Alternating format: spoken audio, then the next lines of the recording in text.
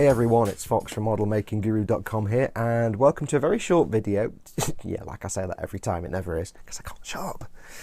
Hopefully a very short video with just a really quick overview guide to airbrushing for absolute beginners who've never done it before. What to look for, what to get, things like that, how to do it, how to clean it. I had a request from Jacek Lewandowski. I hope I've pronounced that correctly. If not, my sincere apologies. And from a few other people, you know, asking what am I looking for, what do I get in a compressor, how do I clean it, things like that. And I thought I'd put together this video. I will do a more complete video further down the line at some point in the new year. But right now I'm a little limited to the 2 airbrushes I've got and the 2 compressors I've got, so I can't show you everything. But I'll do my best. I can tell you about things. So this is designed for somebody who's never had an airbrush before and never used one. Now, I always describe the learning curve for airbrushes as steep but short. So basically, imagine a graph. It goes, I've never used an airbrush. I know what I'm doing. It's kind of like that, basically. A lot of people consider it a dark, mysterious art. And I can guarantee certain things. The first time you use one, you won't know what you're doing. The first time you clean one, there'll be a pooping your pants moment, and I'll explain that. The thing to bear in mind is, out of the gate, there's a lot to learn, but you learn it very quickly. And most of the learning process is becoming comfortable with the process and becoming comfortable with your brush. There's not a lot of technical stuff to learn. You don't need a degree in complicated things. That's the good thing. So let's go through a few bits and bobs. So first of all, let's look at what airbrush do you buy? Okay, so you're looking to buy an airbrush. You've never used one before. The first thing I would say is don't spend a fortune. Don't go out and buy a top of the range airbrush, because if you try it and you realise you don't like doing it, you've just spent 100 quid on an airbrush that you're never going to use again. Waste of money. If you're just starting out, because of the steep learning curve, it can put a lot of people off for the rest of their life. It put me off for 10 years until I bit the bullet and got back into it. So start out cheap and cheerful. Don't spend a fortune. I had for a long time used my Iwata Neo, which is about 45 quid, 50 quid. That's a really good brush. It's nice and simple, it's nice and user friendly, and it's not complicated. There are similar brushes by Badger and other makers that are about that price. I would say steer clear of the super cheap airbrush kits that you might find on eBay or Amazon, where it's like 30 quid and you get a compressor and an airbrush and all the other. I wouldn't bother, because more often than not they're cheap Chinese knockoffs and they usually have issues that will put you off. So go for, just to keep things simple, go for a recognised brand like like Iwata, like Badger. I don't know if Harder and Steenbeck do cheap ones. Have a look. There's loads out there. My personal experience and recommendation is the Neo for Iwata, but there are plenty of others out there. There are 3 types of airbrush you need to look at. Now these are both one type, but there's 3 types: suction feed, side feed, and gravity feed. What do these mean? Suction feed looks like this, but it doesn't have this cup on the top. It looks like an airbrush, but here it will have a bottle in which you put the paint. Side feed, again, doesn't have this cup on the top, but it'll look like this, and on the side, usually this side, there'll be a cup sticking out of the side. And lastly, gravity feed are these 2. The paint cup is on the top and it uses gravity to pull the paint through. I would recommend, again, purely for keeping the learning curve as simple as possible and the maintenance and cleaning, so you're not put off at an early stage, I would say ignore side and suction feed. Go for the one with the cup on the top, gravity feed. Why? 2 reasons. 1, it's the easiest to clean out, and 2, it's the most efficient with the paint and easiest to use. If you have a suction feed with the bottle on the bottom, then you put your paint in the bottle, the airbrush blows air through the airbrush and sucks the paint up. That's why it's called a suction feed. It takes typically more air pressure, higher air pressure, to suck the paint up than it does with the other 2 types of brush. So if you're working off cans of air, and we'll get to that later, if you're working off cans of air, it may struggle, especially if the paint's a bit thick. So it's not the most efficient. Also, it's an absolute pain in the ass to clean, because if you want to change your colour, you have to clean the brush out, you have to clean the plastic tube out, you have to clean the bottle out, you have to clean the lid out, take it all. It's a real pain to clean. It takes the longest of all 3 to clean out. So again, to keep things simple, don't go for a suction feed. Side feed, where you have the cup on the side. This again kind of works a little bit by gravity and a little bit by the air pressure going through the brush. Gravity pushes the paint down, Air pressure pulls the paint into the nozzle. It's a bit more efficient than the suction feed, so you're not going to struggle if you're using an air can and not a compressor. So it's not so bad, but it's still not as good as a gravity feed. And it's also not as much of a pain to clean out as a suction feed, but you take the cup off, you can clean that, but you've still got a tube here and then this tube here, and you've got this tube usually on the side is really hard to get into, and it's still a bit of a pain to clean out, to get completely flushed of paint. So again, it's all right, it's just, it needs a bit more pressure than a gravity fed, and it's still a bit of a pain in the ass to clean out. Last of all, we have gravity fed, the cup on the top, my personal recommendation for beginners. Gravity pulls the paint down into the airflow, so you can work with much lower air pressures, which means if you're using an air can, it's ideal. You're not having to have a massive high air pressure to pull the paint up. The paint is just coming down anyway. The air just blows it into the nozzle. Also for cleaning, it's an absolute doddle. On most of these you can take the paint cup off. Not all of them, you can't on this one. And you've basically got a tube in here, you've got that little bit of tube there, and you've got the paint cup. And you can clean this in 5 minutes, 5-10 minutes for a thorough clean out. On some of them you can't take the cup off, like this Revolution, but it's not even much more difficult. You can still get something in there. You've not got to worry about a tube on the side you can't get out, and you've not got to disassemble a plastic tube and a bottle and a lid and everything else like the suction feed. So first thing to look for is start cheap. You can always get a better airbrush once you're confident. Second thing to look for, always gravity fed. The other brushes have their uses, but personally as a beginner I wouldn't bother. You may get used to using it, but the clean out process is such a chore that it put me off for a long time. And again, with the suction feed, you're going to struggle with air cans. It's not going to be ideal. Now, one more thing to look for. You'll see here, these two airbrushes look a bit different. One of these things is not like the other. Oosh, copyright. Shh. There's two ways of controlling your airbrush. Either a button, like this one, or a trigger, like this one. Now this is completely, absolutely completely, a personal preference. With an button, you push the button down to get air flowing through, and you pull it back to get paint flowing through. And the further you pull the button back, the more paint flows through. The further you push it down, the more air goes through. This is called dual action. When you are buying an airbrush, make sure it is a dual action airbrush. Single action means that when you press a button, it's paint and air all at the same time, and you can't control how much of either. So in a single action one, you just press the button and that's it. Psh, paint and air coming out, it's fixed. With the dual action, you can vary the amount of air by pressing it down further. You can vary the amount of paint by pulling it back further. This is a trigger airbrush. It's also dual action. Again, always go for dual action, not single action. This is a bit different. If you pull it back a little way, you get just air coming through, and it actually stops there. You can feel it stop. There's a little resist. If I then pull it back further, bit of force, paint starts to come through, and the further back I pull the trigger, the more paint comes out. So again, I can control air only, but then I can start to control how much paint comes out. Now, if you're wondering about why there's two different types, which one should you get? Like I said, it's personal preference. I can't use button airbrushes. Well, I can, and I'm just as competent with these as I am with these. However, if you look at my hands, I can't bend the end of my fingers. I've got weird fingers. I can bend them, but I can't control them and voluntarily bend them. And this means that when I'm using a button trigger, if I use this for more than, say, half an hour, I'm getting really bad discomfort in my fingers. I'm getting cramps in my hands, and it's just, I get cramps here, and it's torture for me. I can't do it. So when I discovered trigger ones, I can hold it like this. I can use my middle finger, just like my Xbox controller. Yeah, Xbox, not PS4. Sorry. I can use my middle finger for the trigger, which is perfect. This finger can sit here and can keep the airbrush stable, and also means that I can see if I'm slopping paint around in my paint cup and it's come out from under the lid, I can go, oh, my finger's wet, and and then I know to go and clean that up, because the last thing you want is to work on a model and paint drips off onto the model, because that sucks. But the other thing is, having this finger here means I can easily lock this finger where I want it. Now that's very important. If I'm painting something and I pull this trigger back halfway, say, and I think that's just about the right amount of paint, I can carry on painting.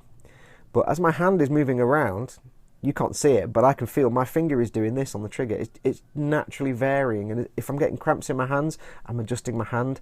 I'm never going to get that same. It's going to be, I can't keep the same paint flow. Now, some airbrushes do have a restriction. I'll explain that in a minute, but this one doesn't. So I'm going to get variable paint flow.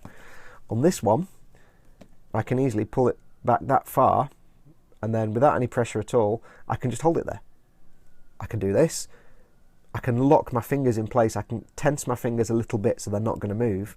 This finger's given a sort of a bit of support, allow me to lock that finger in place. I can clamp my hand a little bit, not uncomfortably, and that trigger is not going to move ever, and I'll always get the same amount of paint coming through. So, personal preference. I prefer these because I don't get discomfort and cramps. If you have limited mobility in your hands, or like me, you've got no mobility at all in the ends of your fingers, and you do get discomfort, then it might be worth considering one of these. However, do bear in mind, trigger grip versions are slightly more expensive. This is in Iwata Neo. It's exactly the same basically as the Neo with the button.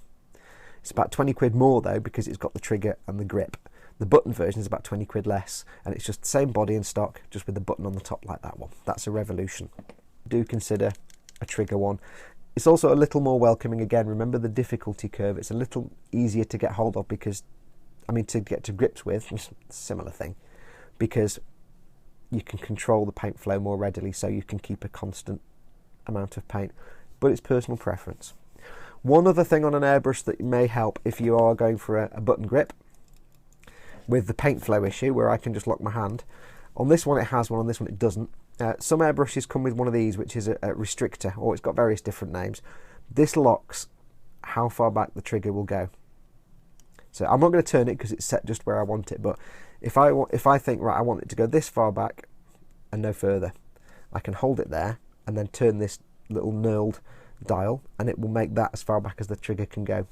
So if you are using one of these and you want to restrict your paint flow, so you don't want to go past a certain point, make sure you get them with a little nozzle on the back. Nozzle's not the right word. A little thing on the back so you can turn it and twist it and lock it. That way you can say, bang, that's as far as I'm going to go. The downside is you can still move the trigger forward, so you still get some variability, but you're never going to pull it past a certain point. This one doesn't have one, so it goes forward and back that far, and that's it. So I have to keep that button in exactly the right place, and even now, just holding my hand still, I can't keep it steady.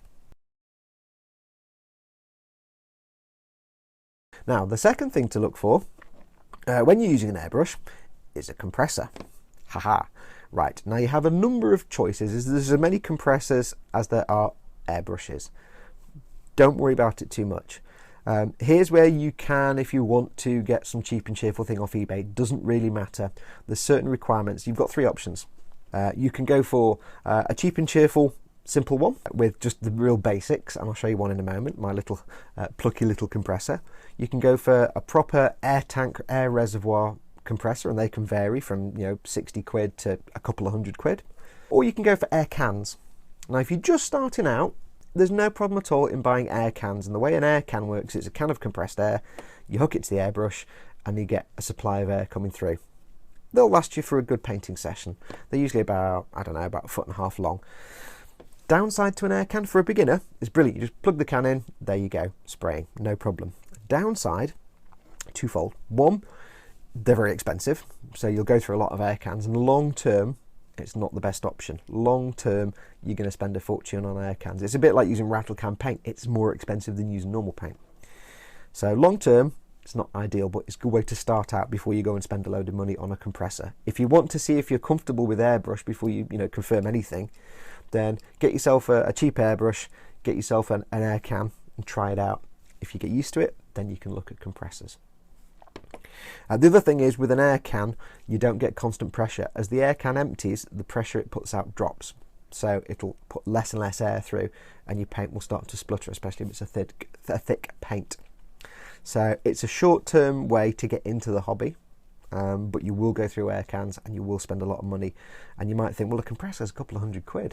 Yeah, but it's cheaper than buying air cans all the time in the long term. So that's your air can option. Next, you have, and I'll move these out of the way, you have what I call the cheap and cheerful compressors. And let me bring my little plucky compressor. This is my plucky little compressor. Bigger, bigger. It's a Sparmax AC55. You can get these in various forms. There's a million different versions of this under different names, and you'll often find the same compressors under different makes and brands. This came, I don't think this came with an airbrush, but it was about 60 quid. And it's basically, it's a single compressor. There's no air tank. It just has basically a little motor in there that creates the compressed airflow. It comes out of this tube that you can't see and into the airbrush. It has an on and off switch, and that's it. You can't control the pressure, so you can't increase or decrease the pressure. It's just on or off. Now, as a starter thing, these are often labelled as makeup kit compressors and things like that, and you'll see a few of these on Amazon. Even people like Badger and Iwata do these basic compressors. They're a great way to start out if you don't want to go the rattle can route. You'll get a constant flow of air. Not always the best flow of air. Sometimes it can be a little bit spluttery with thicker paints, but you'll get a constant flow of air, and you don't have to worry about spending money every time you need to buy a new can, and you don't have to worry about the pressure dropping halfway through painting a model. The downsides of these are they do work for a limited amount of time because it's constantly on, so they get hot, and after a while they will shut down. Now, this is supposed to have a 40-minute shut off time, but it never does, and it never breaks down. This has lasted me for 4 or 5 years, so it can work for several hours at a pop, but it's always on, so of course it makes a noise as well, which might sound a lot on camera or on my microphone, but it's not too bad. I do have to stop working about 8:30, 9 o'clock at night because I've got neighbours to think of on the other side of my wall. So that's permanently on while you're spraying. Whether you're spraying or not, it's on until you turn it off. But it's a great budget way to start. 50, 60 quid, you've got an air supply, it's constant, and you can crack on. Downside, you can't change the pressure. However, you can buy inline pressure gauges, which I'll talk about later. So that's a cheap and cheerful one.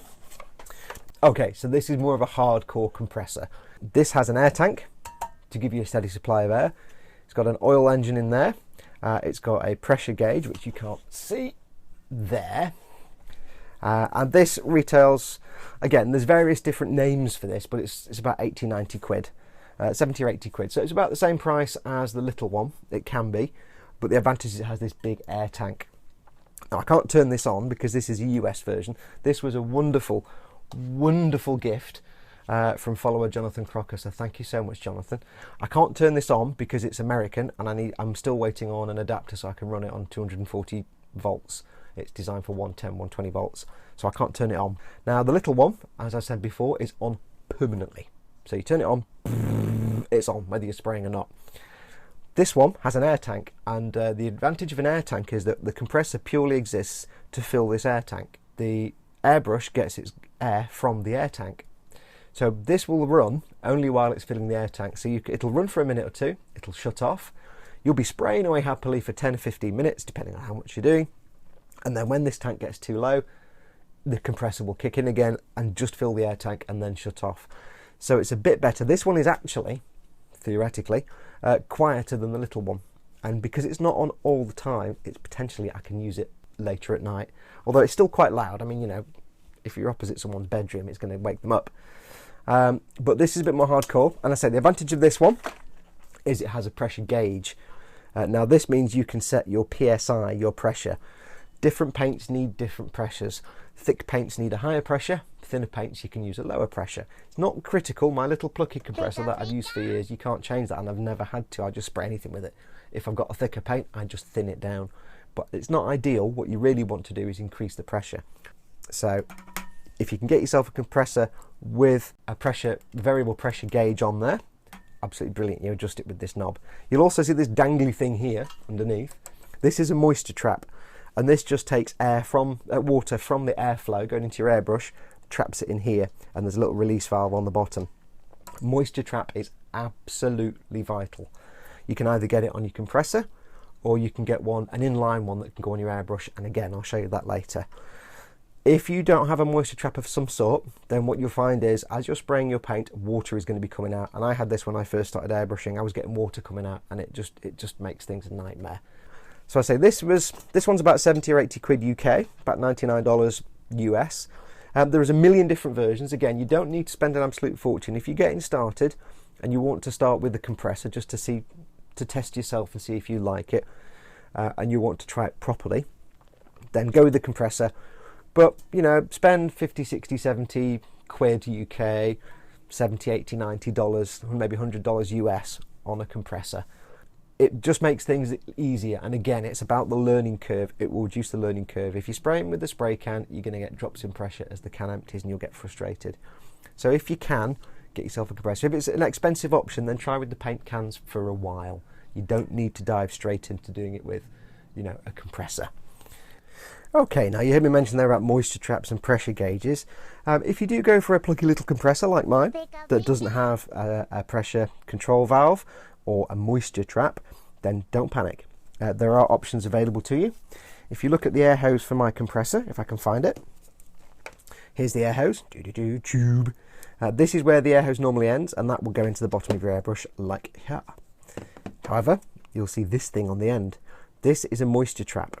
Absolutely vital. If your compressor doesn't have one, get one of these. It's called an inline moisture trap, and all this does is this goes between the airbrush and the air hose, and there's a little 5 nanometer filter in here that keeps all the moisture out but lets the air through.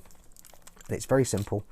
It just, when you attach your airbrush, instead of attaching it directly to the hose, which you would do if you had a compressor with a moisture trap, this sits in between and keeps all the moisture away from here, because if you have water coming out on your paint, it's ruined. Especially if it's a lacquer paint, it's really ruined. So the last thing you want is moisture coming out into your paint. So that's just a handy little device, inline moisture trap. Get yourself one of those if your compressor doesn't have one, or if you're using air cans. Now also inline, I don't have one, but you can get a pressure control valve, which is a little sort of knurled, twisty bolt, and it just controls how much air gets through from the compressor to your airbrush. So if you don't have any kind of way of changing the pressure on the compressor, you can get a little inline one, and in this case I would stick it either here before this or after this before the airbrush, and it would just mean I can turn it one way to increase the airflow or the other way to decrease the airflow, and it's a cobbled together way of getting less or more. So if I was using a thick paint, I'd increase the airflow. If I'm using a thin paint like a clear gloss varnish or, you know, a thin enamel wash or something like that, I'd drop the pressure down, because you want a lower pressure for thinner paints. The other thing you can get as well, inline, as well as pressure regulators and moisture traps, is a quick release adapter. And all that means is it's something that goes on the end here, and there's a bit on the end here, and instead of me, like I screwed it on, and I keep meaning to get one, I never got around to it, instead of me having to unscrew this every time, you just slip the airbrush in and then pull it out again. If you've got multiple airbrushes, or you need to take this out to clean it, it's a really way of connecting and disconnecting the air hose from your airbrush without having to unscrew it every time. I don't have one, I keep meaning to get one, but it's one of those things that I kind of need to get one, but it's not absolutely necessary. So there you go. That's a little quick guide to airbrushes. One other thing I'm going to cover today is how to clean your airbrush when you finish painting, because this is one thing that gives a lot of people poopy trouser moments, and it's not something you need to worry about. So let me go and get everything ready, and we'll show you how to clean out your airbrush. Okay, and for the last section today, I'm going to show you how to strip and clean an airbrush. I'm going to show you how to strip and clean. I'm going to do it on my Neo, which doesn't actually need cleaning, so I'm going to pretend to clean it. But there is one thing I want to explain to those of you who get button trigger airbrushes. I've kind of partially stripped this one, but we'll go through the strip down process in a moment. But there's one thing you need to be aware of, and it will make you have some brown trouser moments the first time this happens, and I guarantee it will, and I guarantee you'll be sweating and panicking. If we take the needle out of this, and then it rolls away across the desk, thank you. What will happen is you'll be cleaning it, and the trigger will come out, and you'll be like, don't panic. Don't panic. What you do, the trigger has a hole in it through which the needle goes, and there's a little flap here that pushes back and forth when you move the needle.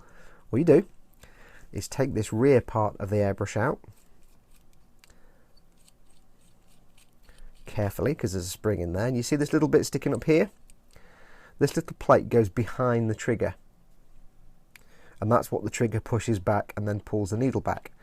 All you do, there's a hole down there. Now I guarantee I won't be able to get this right the first time, but you do it so that the little hole in the trigger is going front to back. You line it up so that little dangly bit that never goes straight goes into the hole, and I guarantee you it's going to take me several goes to get this. Let's just take this out. You need to get that in there, and it is a faff, Okay, so your trigger's, is it in? No, it's not in. Told you. Right, so trigger is in, so it's in the hole. Hold that in place. Put that down carefully so it doesn't fall out again. And all you do is you take this piece with this little plate, and that goes in. If I can get it in. I'm having to do this looking from a distance. And then that little plate butts up against the trigger. And then all you do then is take this part, screw this back on. Now that may not necessarily come apart. This part inside may vary from airbrush to airbrush, but it's the same principle. There's always a trigger with the plate against it. So what you'll see now is that, if you can see it, that little plate is there just sticking up, and it moves back when I pull the trigger, and it pulls this bit back. And in here goes the needle, and what that does is that pulls the needle with it. So that's how you get more paint, because the needle pulls back and lets more paint out. So if your trigger ever pops out, don't panic, just take out this rear piece inside with the little plate on it, pop the trigger back in, and screw it all back in again. If your trigger ever gets sticky, you can get a little bit of airbrush lubricant on that little wobbly bit at the bottom, and that's that. So if your trigger does fall out, don't panic, you've not broken it. Okay, so you've been painting, and you want to, now you're finished for the day, and you want to clean the airbrush out. Now when you're painting normal and you want to change colours, all you do is really just flush the colour out with airbrush cleaner until there's no paint remaining, and then you go to the next colour. When you're finished for the day, you want to give the brush a good thorough clean out. So how do you do that? Now this is a trigger brush, so we don't have the same inner workings with the button, but that's why I showed you that last bit, just so you know if the trigger falls out, so on and so on. But the rest of it is the same principle. So it will vary brush to brush, but don't panic. So we want to clean this down. We need to get cleaner into the paint cup, the tubing here where the paint goes, the nozzle, the needle, and the needle cap and the needle crown, and basically all the parts where paint's going to go. You need to make sure there's no build-up of paint, otherwise eventually your trigger will stick, your paint will spray paint everywhere, it'll be horrible, there'll be splattering horrible. So strip down is very easy. So let's say you want to do a colour change. You've just finished spraying blue, and you've got a little bit of paint left in there, and you've cleaned out. So what you do, any paint that's left in the cup, tip it away. Get yourself a piece of kitchen towel or any kind of paper towel that's soft. You'll take some airbrush cleaner. Now this is Medea airbrush cleaner, but any airbrush cleaner will do. You can use thinners as well, your normal paint thinners if you want, but I recommend airbrush cleaner, it's usually a bit better. You'll pour some in the cup. So you're still connected to your compressor at this point. Pour some airbrush cleaner in your cup. You'll see it goes the colour of the paint. You very gently put the tissue against the nozzle, but don't press hard. You don't want to damage the end of the needle. Just blocking the end off and pull the trigger a little bit. You'll see air starts to bubble back in through the cup. That's fine. It's taking paint from inside here, dislodging it and mixing it into the thinner. So you bubble back, get a bit of paint. You get yourself an old brush and you just start to work the thinner. Let's move this out of the way.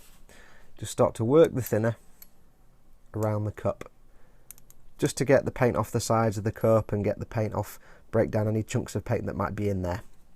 When that's done, you take your piece of tissue. We've still got the cleaner and stuff in here. Take your piece of tissue. Don't put the brush down, obviously, because that will be dumb. Make a little twisty end. Go in and gently place it in.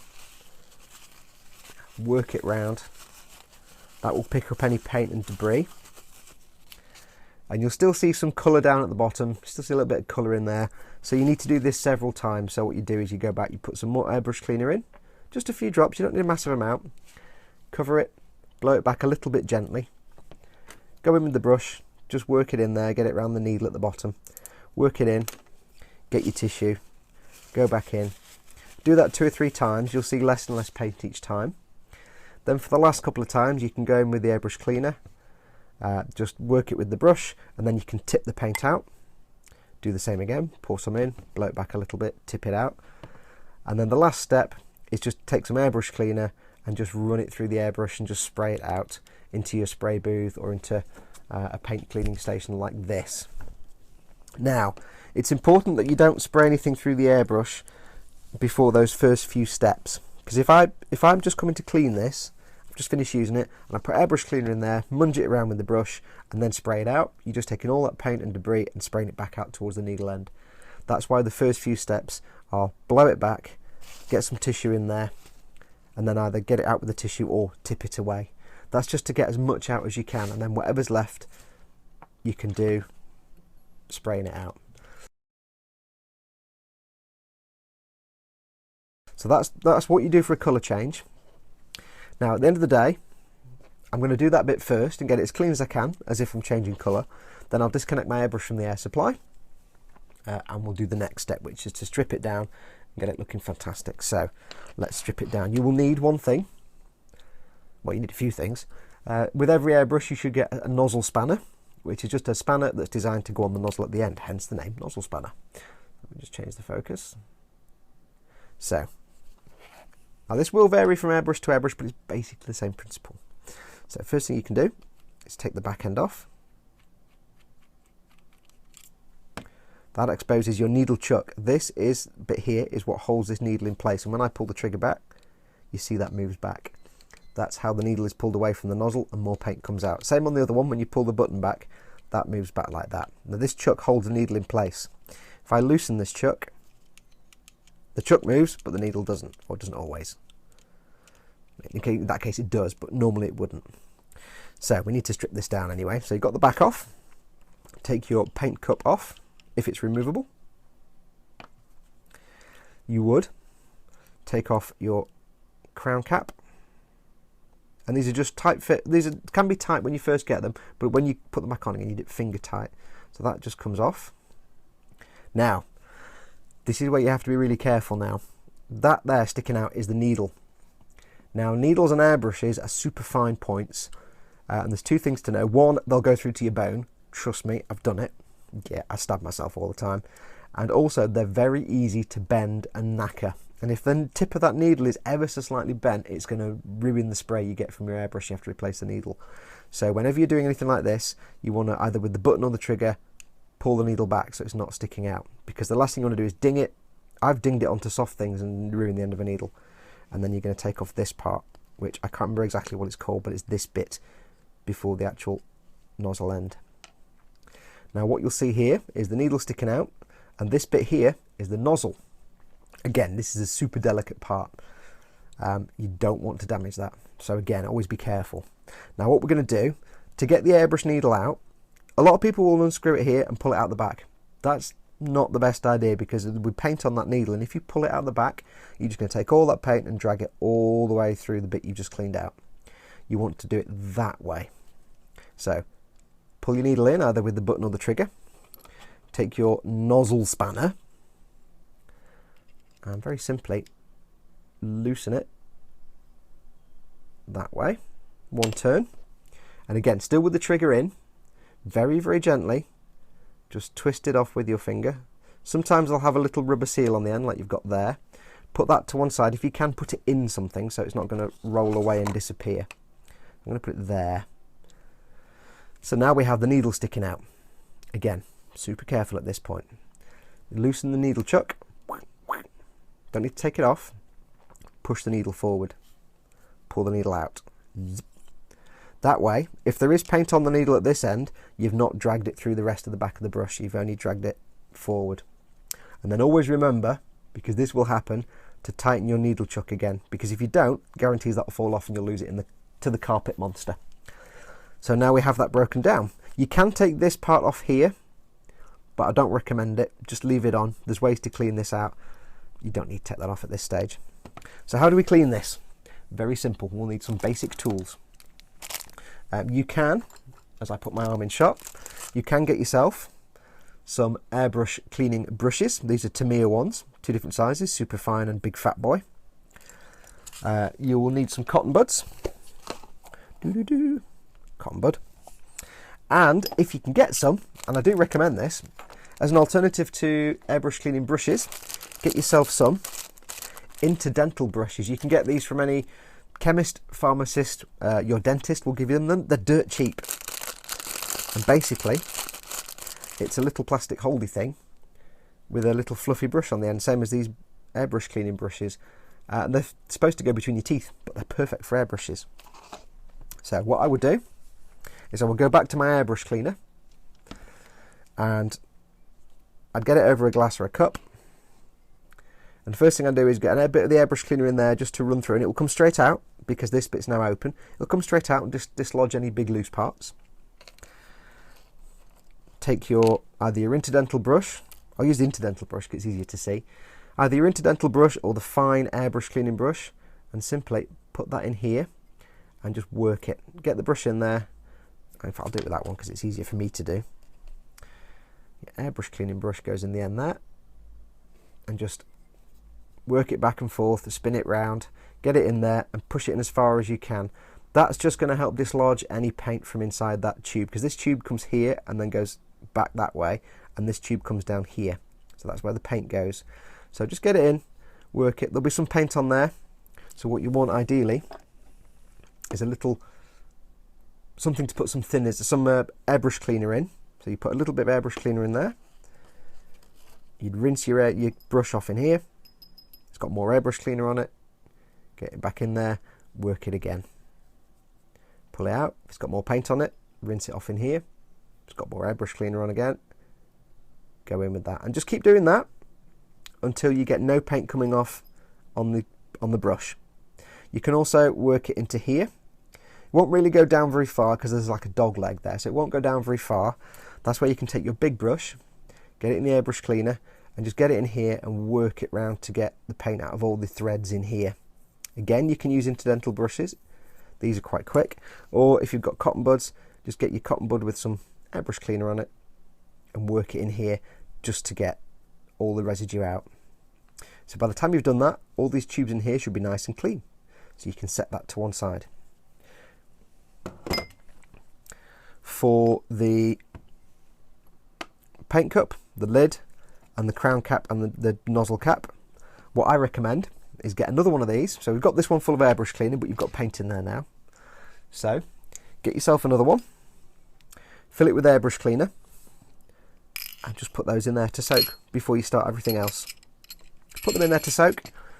Then when you've finished all the other parts, you can come in and just clean them out with the brushes, get the paint off.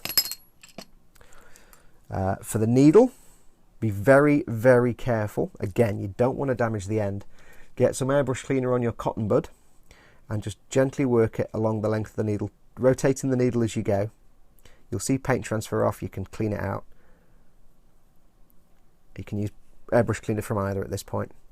And just work it along there. When you get to this end, just place it on gently on the cotton bud and turn it, rotate it and pull it back. Don't go like this, because if you jab that end into the cotton bud, you'll probably knacker the end. So just gently tease the paint off. And when it's got all the paint off, just get your piece of tissue, very, very gently, just run it through a couple of times, and you should have a clean needle. And then last of all, this little nozzle, if I can get it to come out. I find my really fine airbrush brush doesn't work on this, it's too big, but my interdental brush goes perfectly into the back of the nozzle there. And I just gently rotate it to clean out any excess paint. I don't have anything small enough to go in the whole end of the nozzle, in that end, which you probably can't see on camera, but that's fine. And then just clean it out that way. And then, when you're done, you reassemble. Now, an important thing. When you buy your airbrush, it will be one of two types. It'll be solvent safe, or it will not say anything about being solvent safe. If it's not solvent safe, or if you're not sure, just restrict cleaning all these parts to airbrush cleaner, which is specifically airbrush cleaner, or maybe the thinners that you use for your acrylic paints. Not lacquer thinners, not isopropyl alcohol, not isopropanol, not 99% rubbing alcohol.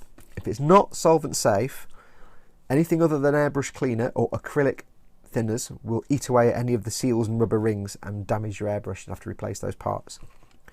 So don't use anything strong. However, for parts like these, where they're just pieces of metal, there's no seals. Oh, do it on camera, dear.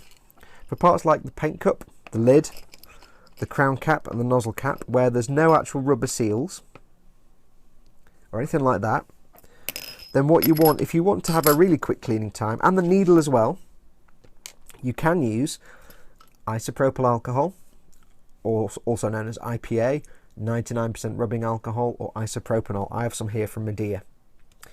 And now what I will do is, for cleaning the body of the brush and the nozzle, I'll use airbrush cleaner. For cleaning the needle and these just metal parts that don't have any rubber O-rings or anything else, I'll fill this with isopropyl alcohol. Why do I do that? Just because this is more powerful and stronger, and you often get a lot of paint build up on the lid and around the nozzle caps. It just makes life a little easier. I could clean it out with the airbrush cleaner, it would just be a little more work. So for purely metal parts like the needle, the paint cup, the lid, the crown cap and the nozzle cap, you can use things like rubbing alcohol, isopropyl alcohol. If your airbrush is solvent safe, for example like my Iwata Revolution or my DeVilbiss Dagger, then you can use isopropyl alcohol, rubbing alcohol, 99% rubbing alcohol, IPA or isopropanol. They're all the same thing. It won't damage any of the seals. The seals are designed to withstand that, so you can just use alcohol and not airbrush cleaner. It just makes life a bit faster. You can put alcohol through this. I could put it in there here and use it as an airbrush cleaner instead, and it would just make life a lot easier. It'd be a lot faster. Also, if it's not solvent safe, try not to use enamels, because the thinners that you use for enamels are kind of these, and if you're wanting to clear enamels or lacquers out, you're really going to be using alcohol or enamel thinners, which potentially, well, the enamel thinners could potentially damage the seals in your airbrush. So if it's not solvent safe, like this one isn't, stick to your acrylics, stick to airbrush cleaners, acrylic airbrush cleaners, stick to acrylic thinners, things like that. You're fine. If you've got a solvent safe airbrush, you can put anything through this. It won't do any harm. One other last thing.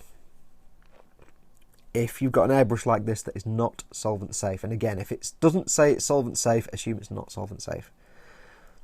Don't ever use lacquer paints in it, because lacquer paints and lacquer thinners will, again, eat the seals away, and you have to use lacquer thinners to clean it out.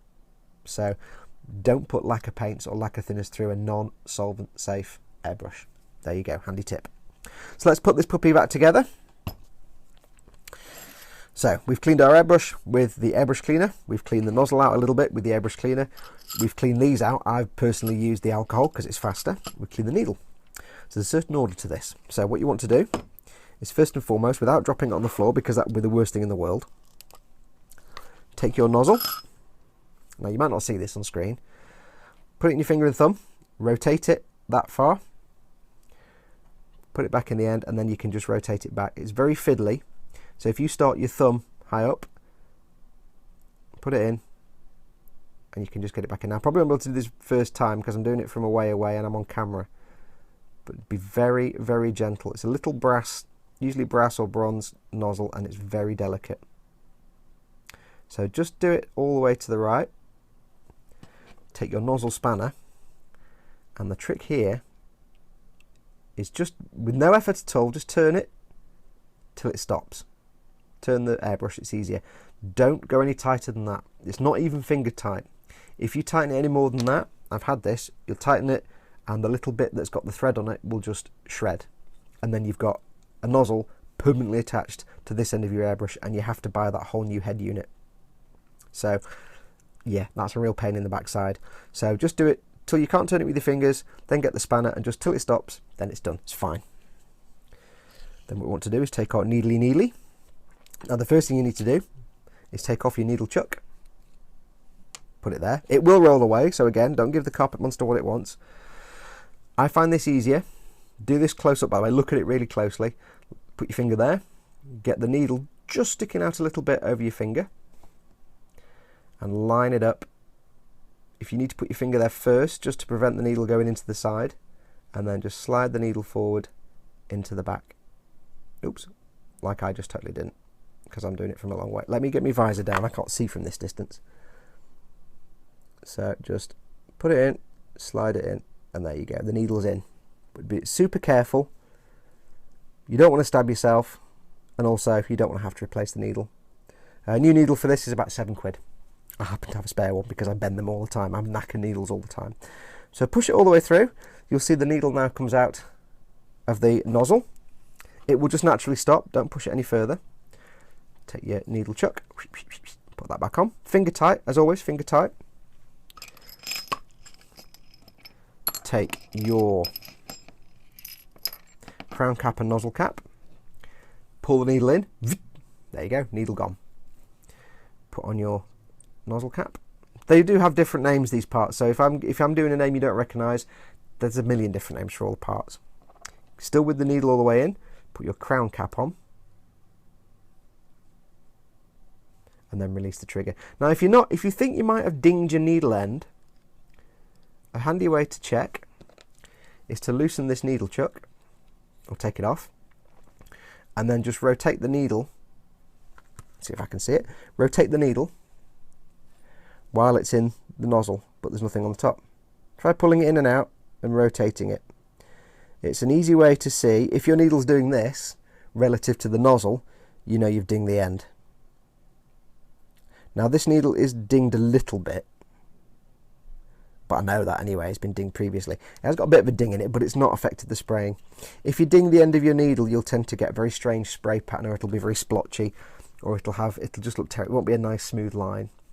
So if you're getting splotchy paint and splattery paint, and it's kind of, I had it once where the paint was going up like that, and I'm like, yeah, I bent the end of my needle there. So put these on finger tight. Put your paint cup on. And yes, it is a faff getting the paint cup on. It never goes on the first time. You're not the first person to go, I can't get it on. It will go on. It's just, for some reason, airbrush manufacturers make them impossible to thread.